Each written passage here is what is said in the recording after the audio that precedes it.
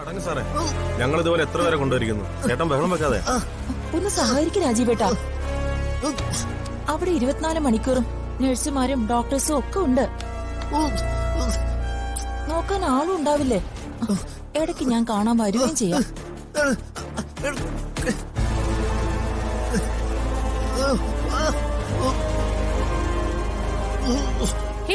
നിങ്ങൾ എന്താ കാണിക്കുന്നേ?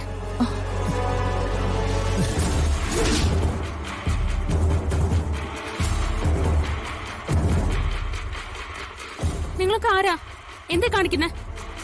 നിങ്ങൾ രാജീവിനെ എങ്ങോട്ടാ കൊണ്ടുവന്നേ? ചേച്ചി, ആരാ ഇവരെ വിളിച്ചേ? നീ എന്തിനാ ഇങ്ങനെ ബഹളം വെക്കുന്നേ? എന്റെ ഭർത്താവിനെ നല്ലൊരു കെയർ കിട്ടുന്ന സ്ഥലത്തേക്ക് ഞാൻ മാറ്റുന്നു, അത്രേ ഉള്ളൂ. അതെന്റെ കടമയല്ലേ? ഏത് നല്ല സ്ഥലം? ചേച്ചി ഏതോ പാലിയേറ്റീവ് കെയറിലേക്ക് രാജീവിനെ മാറ്റാണെന്നാണല്ലോ അമ്മ പറഞ്ഞത്. അതിനിപ്പോ എന്താ കുഴപ്പം? ഒരു ബെറ്റർ കെയറിന് വേണ്ടിട്ടല്ലേ?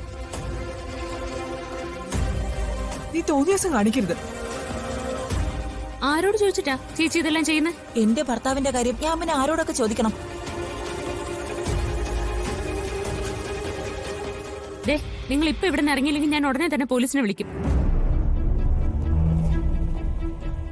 അമ്മ, ഗൂഗിളിനെ വിളിച്ച് വേഗം വരാൻ പറ. രാജീവ് വിഷമിക്കണ്ട. രാജീവിന് ഇവിടെ നിന്നും ആരും ഒരിടത്തേക്കും കൊണ്ടുപോകില്ല. നിനക്കെന്താ എന്റെ ഭർത്താവിന്റെ കാര്യത്തിൽ ഇത്രയ്ക്ക് ടെൻഷൻ? നിന്റെ പെരുമാറ്റം കണ്ടാ തോന്നും രാജീവട്ടെ നിന്റെ ഭർത്താവാണെന്ന്.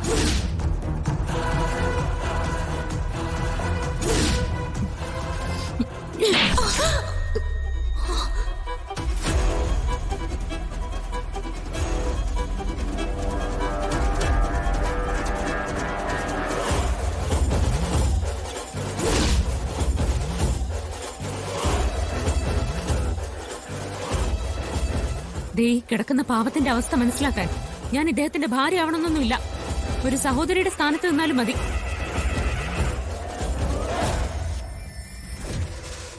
നിങ്ങൾ പോയിക്കോളൂ. എന്തെങ്കിലും സഹായം ആവശ്യമുണ്ടെങ്കിൽ വിളിച്ചോളാം. പാലിയേറ്റീവ് കെയറിൽ കൊണ്ടുവിടാനും മാത്രം വേണ്ടാത്തവരായിട്ട് ഇവിടെ ആരുമില്ല.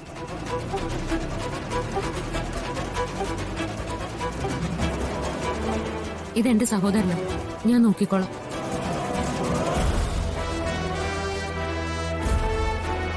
ബുദ്ധിമുട്ടിച്ചതിനെ ക്ഷമിക്കണം.